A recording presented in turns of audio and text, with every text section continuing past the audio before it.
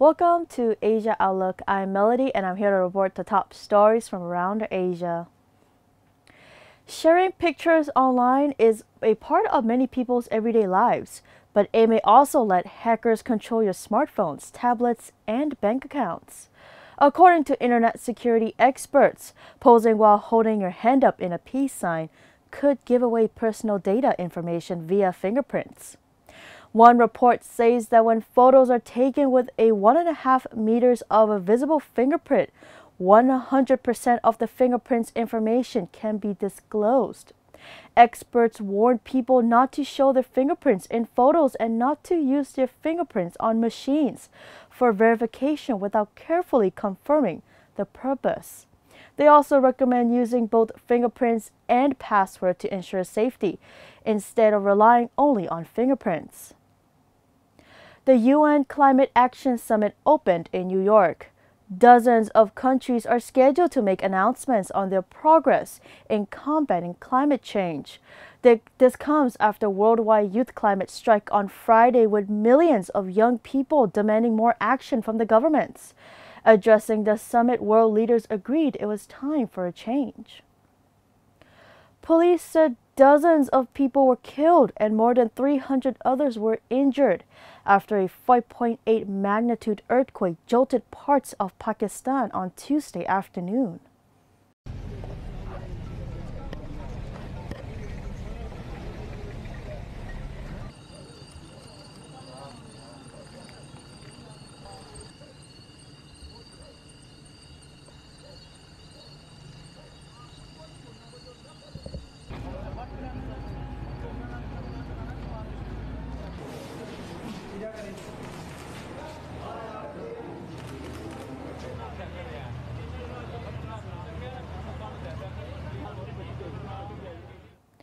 World leaders paid tribute to Mahatma Gandhi on the 150th anniversary of his birth at a United Nations event.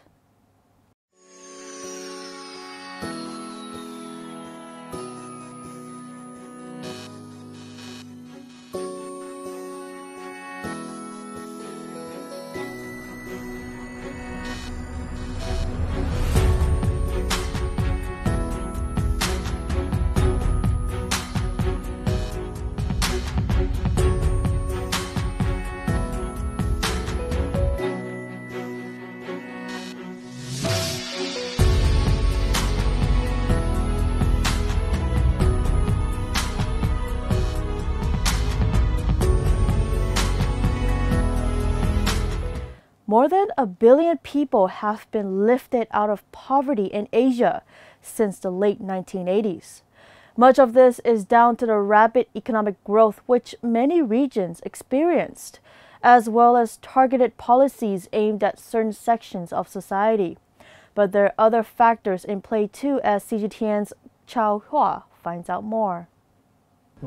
In 30 years, Asia's impoverished population has dropped from 1.5 billion people to only around 260 million today. That's according to the latest report from the Boao Forum for Asia, held every year in the southern Chinese city of the same name. The countries that have seen big drops in poverty rates are marked by their political stability. Asia's best performers in this regard are China, Vietnam, and Cambodia. Besides that, a robust economy lays another important foundation for poverty reduction. Asian economies have been the engine for global economic growth. Among them, experts say China has pulled off an economic miracle which has allowed it to lift hundreds of millions of people out of poverty. The forum concludes the biggest experience to be shared is choosing the right path and effective government interventions. China chose a system that opens up to foreign investment and trade, which gave China tremendous opportunities for development. Then came specific policies such as the improvement of infrastructure, urbanization, and the promotion of education. As the former governor of People's Bank of China, Zhou says fiscal policies also play a major role in poverty reduction, as economic development often leads to wider income gaps and governments need the right tools to intervene. While remarkable progress has been achieved, challenges still lie ahead for Asian economies.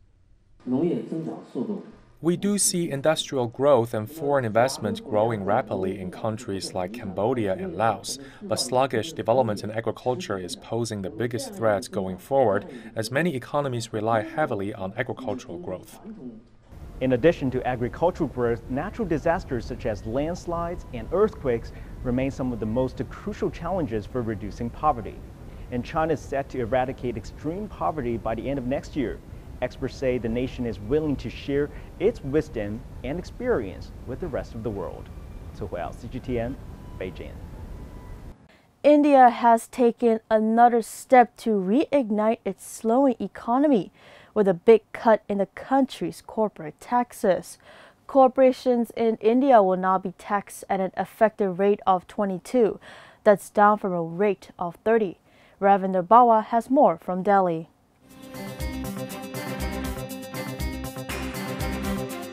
To deal with economic slowdown, the Indian government slashed corporate tax for domestic companies from 30% to 22%, and for new entrants, it has been brought down to 15%. The stock markets have been upward since the announcement on 20th September. I think it's a very positive move. It's a significant tax break, and I think that's very important. It revives, in some sense, the sentiments. And I think for companies like us who are spending a lot on capital expenditure and also trying to re-leverage at the same time, moves like this really help us. This is going to be enabling, more demand. This is definitely uplifts the mood of the people. And there is a certain amount of buoyancy in the economy, and it's a positive, it's a step in the positive direction. So I'm sure it will help.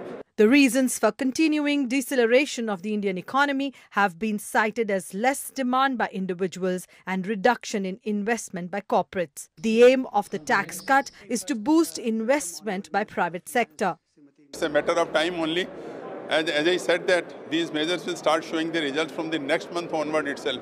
And I'm quite confident that if the entire industry improves, the steel industry has to improve in the time to come. Economists believe that this step will have a medium to long-term impact, and the companies will start investing only after they have run through their excess capacity. They suspect that it will be the foreign investors who would move in fast.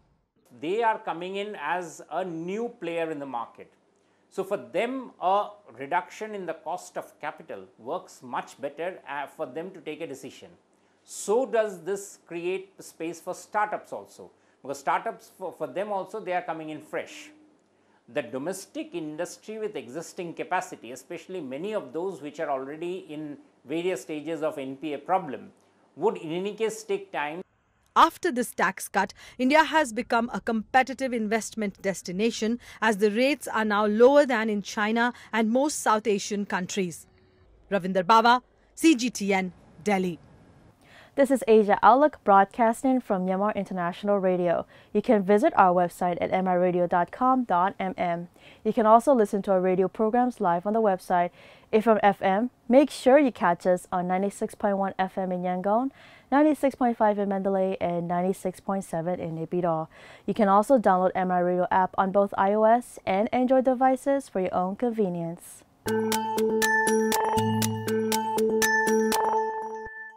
Turning to the Indonesian capital of Jakarta, where police have clashed with students protesting against a new law, which critics say could cripple the country's anti-corruption agency. Indonesia's parliament passed a new law last week to reduce the authority of the Corruption Eradication Commission, which is tasked with fighting endemic graft. During Wednesday's protest, police shot multiple rounds of tear gas at thousands of stone-throwing students as they attempted to reach the parliament building. Police say more than 300 students and police officers were treated in hospitals for injuries suffered in a similar protest in the same area on Tuesday. The 2019 China Festival took place over the weekend in the Japanese capital, Tokyo. The two-day event included shows by artists from the two countries, and various examples of Chinese cuisine and culture were presented to the visitors. The festival was hosted by the Chinese Embassy in Japan, with nearly 150,000 people attended. The China Festival is a platform for people to get to know better China and carry out non-governmental exchanges between the two countries. The 2019 China Festival has been held in downtown Tokyo. In the two-day festival, artists from the two countries gave shows, Chinese cuisine and specialties were presented. The festival is hosted by the Chinese Embassy, and as many as 150,000 people enjoyed this year's event. The China Festival is a platform for people to get to know better of China and carry out non-governmental exchanges between the two countries. Turning to the health sector now, India has banned the production, import, and sale of electronic cigarettes. The ban includes jail terms of up to 3 years and or fines of up to $7,000 for violators. The ban hasn't gone well with users and the trade representatives promoting e-cigarettes. CGTN's Ravin Abawa reports.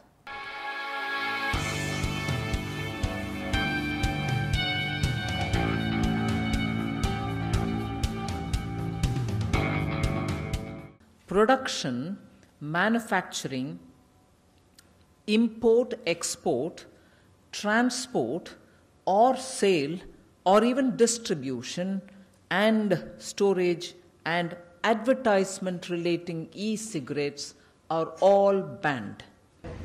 Citing health risks, the government banned e-cigarettes. This decision has come as a big blow for users like Kanav Kumar. Kumar chose vaping over smoking about 5 years back and says it is a healthier choice for nicotine addicts. All I know is as a consumer, they've condemned me to a life of death by smoking. I'll be coughing, I'll be smelling bad, I'll face a shitty lifestyle all over again, and that's because the government wants me to have that. They're not letting me live a good, healthy life. If vapers are disappointed, so are the sellers. Many sellers in Delhi shut shop hours after the announcement, and many like Janita Shrestha are assessing their losses. It's going to be a big loss for us since we have paid for all the products that we used to have, like from the heavy smokers, with the big devices that we have, pod system that we have, all the e-juices without nicotine, with nicotine. The trade representatives promoting e-cigarettes have slammed the move, calling it a draconian step. $150 billion opportunity, that's what is estimated that the nicotine market is going to be. Why are we denying our farmers that? Why are we denying our citizens a right to a less harmful product? These are questions that I would really like to ask the government. The ordinance will be converted into a bill in the next session of the Parliament. Once the Parliament approves the bill, the proposed ban on such products will get a legal backing. Ravinder Bava, CGTN, Delhi. The 2019 Rugby World Cup is ready to start in Japan, reminding the world that the Tokyo 2020 Olympic and Paralympic Games are less than a year away. Beyond stadium construction, Tokyo officials are now carefully reviewing security and logistics, as well as sprucing up the city to put Japan's best foot forward. CGTN's Steve Ross tells us more from Tokyo. It is a good kind of measuring stick of any problems they might face, but on a much smaller scale. There's obviously the worry of overcrowding and huge lineups, especially with Tokyo heat. Journalist Shotaro Honda Moore has written extensively on preparations for the Tokyo 2020 Olympic Games, including the Ready Steady Tokyo practice events. Moore acknowledges that Tokyo 2020's preparations, such as snow machines, will help foster cooler attitudes, but admits there's no quick fix for lengthy security checkpoint lines. To be honest, it's going to slow it down. There's nothing they can necessarily do except for employ as many people and do it as swiftly as possible. Maybe they could recommend that viewers who are coming maybe limit themselves to the size of bag or, forego a bag completely. Tokyo 2020 Olympic organizers plan to have a dry run for the Games, practicing security and crowd management at the new National Olympic Stadium with this year's Rugby World Cup attendees. But cost overruns and infighting about the new stadium's design put construction a full year behind schedule, meaning that the 2019 Rugby World Cup Games will be held here in this stadium in nearby Chofu City. The Chofu location is being renamed Tokyo Stadium, and while other venues in Japan will also be used for both the Rugby World Cup games and the 2020 Olympics, the lost opportunity to practice procedures at Japan's new National Olympic Stadium is a setback. So that stadium will be used for the first time for the Olympics, for the real deal. So that's a little bit risky. Nobody knows what the traffic patterns are going to be like. In that area, there is not great access. One major train station. I'm going to say there's going to be a fair amount of gridlock. In terms of scale, Rugby World Cup events will still offer Japan an important warm-up run that is no simulation. The Rugby World Cup, roughly speaking, in terms of team size, is about 1/10 of what the Olympics will be. In terms of the actual population of foreigners coming in, about half. As for general upgrades and beautification, Tokyo has also enacted restrictions on smoking in public, increased signage in English, deployed fleets of handicapped accessible taxis, is reeling in pornographic comics commonly sold at convenience stores, and is using clear train station waste receptacles to deter terrorism. But Japan's weather is another matter entirely. This summer's typhoon season has raised worries that 2020 could be similar, with the potential for torrential rain and flooding in Tokyo and Olympic venue areas. And though the broad variety of Ready Steady Tokyo practice events seeks to anticipate Olympic Games risks, plenty of worries remain. Let's keep our fingers crossed. No earthquakes, no radiation, no terror. Singapore is hosting one of the highlights of the motor racing calendar, the Singapore Grand Prix this week, yet it is not the only international racers winning glory in the city-state.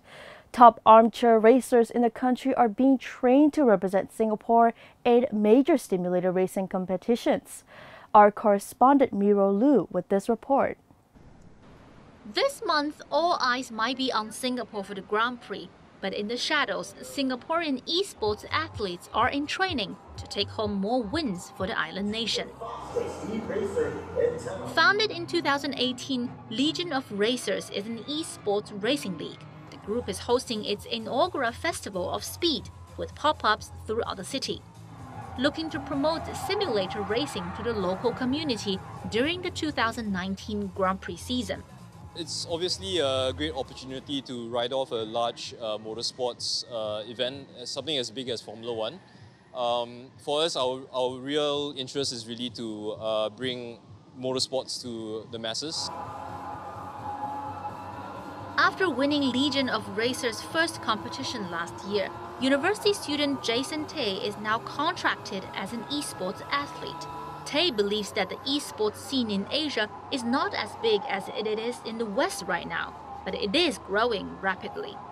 I'm really glad that SEA Games actually brought esports into their events list. I would say generally the public now has a misconception on esports as all those gamers who only know how to sit down and play games and basically don't have a life. But esports athletes actually train really hard for these competitions.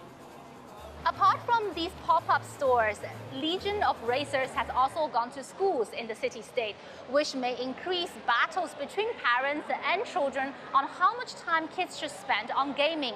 Some may argue that the American teenagers' recent $3 million win in a video gaming tournament is a proof, or at least a good argument, that gaming can be a viable career choice. But it still remains to be seen whether esports will be accepted by traditional parents in Asia. On the contrary to what some parents might think about gaming, some industry insiders believe that playing video games actually prepare children for the jobs of the future. It is a different way to interact. It's a different skill set that's used. It definitely gets them ready for the STEM jobs, science, technology, engineering, and math jobs of the future, as well as where social media and jobs are going in marketing and advertising. Although global esports revenue will top $1 billion this year, major sponsorship deals and prize money have yet to arrive in the Southeast Asian region. For now, those in the esports and gaming business are working to promote their athletes and change the perception of the industry. Miro Liu, CGTN, Singapore. The Wall Street Journal is reporting Indonesia's investigators have released a draft conclusion of reasons behind a Lion flight crash that killed 189 on board last year. The report says design and oversight lapses played a key role in the crash of the Boeing 737 MAX jet last October. This is the first formal government finding of flaws in the model's design, and U.S. regulatory approval also identifying a string of pilot errors and maintenance mistakes. The final report is expected early November. In March, an Ethiopian Airlines crash also involving a Boeing 737 MAX jet killed 157 people. The plane model was grounded worldwide shortly after the second tragedy. Hong Kong Chief Executive Carrie Lam has promised that she and her top officials will listen to the public with a sincere and humble attitude in a community dialogue that was held on Thursday. She says their goal is to find a way out for Hong Kong, which has faced a barrage of sometimes violent protests since June. Zhu Xingqian reports. Carrie Lam started the briefing with the details on her scheduled community dialogue this coming Thursday evening. She said that spending the evening with 150 randomly selected Hong Kong locals from a pool of over 20,000 in a peaceful manner would mark a step forward. Yet, she does not believe that the first dialogue would achieve major consensus, and the topics for the first dialogue will remain open. Lam said that the dialogues will continue and future dialogues will start to focus on certain societal issues, such as land problems, education, or medical issues. She added that local people can also participate in online discussions and that there will also be closed-the-door meetings for in-depth discussions. When asked about her security details for the Thursday dialogue, Lam did not really say much, but she said that, I'm quoting here, "When we said we want to reach out to the public, we should not put our personal security at a very high level," end quote.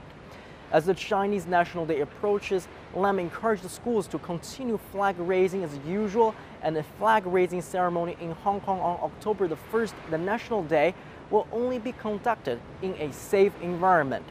When asked about recent cases of protesters disgrading the Chinese national flag, Lam said that the Special Administrative Region's government strongly condemns this behavior. She's also concerned with the young people involved in the protests, and the government questions how much these young people truly understand political issues, and the schools and the parents should help with this process. Lam also reiterated her support for the Hong Kong police, saying the force is under a lot of pressure and the people need to respect the rule of law to keep Hong Kong a civil society. Xu Xingchen, CGTN, Hong Kong. A village in the Philippines has taken its fight against plastics to a whole new level. Bayanan, a village outside the capital of Manila, launched what is called Plastics for Rice program. It's a scheme that encourages residents to hand over their plastic trash in exchange for rice. 1 kilogram of the country's staple food is being offered for every 2 kilos of plastic waste. Then the plastic is then prepared for collection and recycling. The program tackles 2 of the village's problems: plastic disposal and providing food for the living below the poverty line. This is Asia Outlook broadcasting from Myanmar International Radio. You can visit our website at miradio.com.mm. You can also listen to our radio programs live on the website. If you're on FM, make sure you catch us on 96.1 FM in Yangon, 96.5 in Mandalay, and 96.7 in Naypyidaw. You can also download MI Radio app on both iOS and Android devices for your own convenience. Chinese President Xi Jinping announced on Wednesday that the new Beijing International Airport is officially open after 4 years of construction.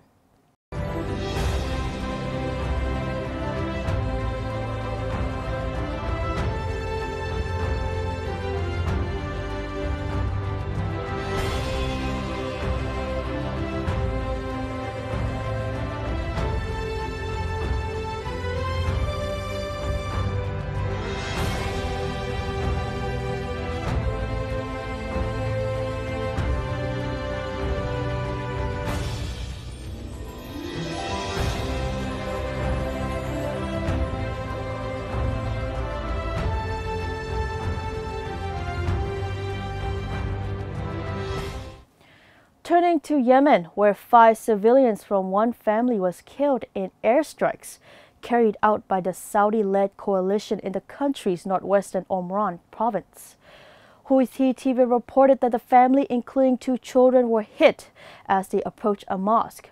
Houthi officials say a total of 27 airstrikes were launched by the Saudi-led coalition on Yemen in just one day. They came 2 days after the Houthis proposed that both they and the Saudis should halt missile attacks and engage in a peace process. A Houthi military official described the Saudi-led airstrikes as a dangerous escalation. Ukraine and Russia have restarted talks on future gas transits to Europe. The existing contract expires at the end of this year. The talks were held in Brussels and mediated by the European Union. Despite a failure to reach a new deal, Ukraine and Russia say they'll meet again. Neha Punia has more from Moscow. Winter is coming, and at these talks at stake are Russia's gas exports to the European Union through Ukraine. The current agreement, which is for 10 years, comes to an end in January, and the European Union and Ukraine have both indicated that they want a similarly long agreement this time as well, possibly for a decade. But the sense from Moscow has been that it's looking at a shorter deal, possibly even for a year. About a third of Moscow's gas exports to Europe pass through Ukrainian pipelines. For Kiev, this is an important source of income, and the country also uses some of the supplies itself. There are a lot of concerns in Ukraine that this is simply a way for Moscow to buy some time to eventually keep Ukraine out of this process entirely. The country is currently building an alternative pipeline to Germany called Nord Stream 2, which would bypass Kiev. And there are also concerns in Ukraine that Moscow could cut off gas supplies if these talks fail, which is why the country is stockpiling on reserves, worried that its citizens may have to face a long and harsh winter in case that does happen as far as Moscow is concerned. Russia has downplayed expectations for these talks, saying a lot of work will have to be put in, and experts agree that the negotiations could go on till the end of the year. These talks are also taking place in the backdrop of that ongoing conflict between Russia and Ukraine in the disputed Donbas region. But the two countries aren't new to gas disputes. Following Russia's annexation of Crimea, Ukraine has not bought gas directly from Moscow, and prior to that there were 2 supply disruptions because of a pricing dispute between the two countries. Neha Punya, Moscow. That is the end of international news. Now we take a look at what is happening around Myanmar with our local news.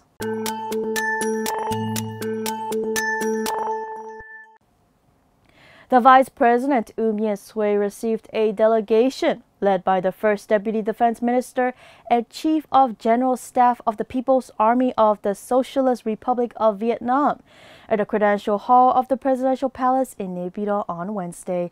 At the meeting, they cordially discussed the strengthening of bilateral relation and cooperation between Myanmar and Vietnam, promotion of trade, investment, tourism sectors, and friendship between the two armed forces, and exchange visits between the two leaders of the two countries. That is the end of our local news. And that's all we have for today's Asia Outlook on MI Radio. Thank you for being with us. I'm Melody. We'll be back next week. Until next time.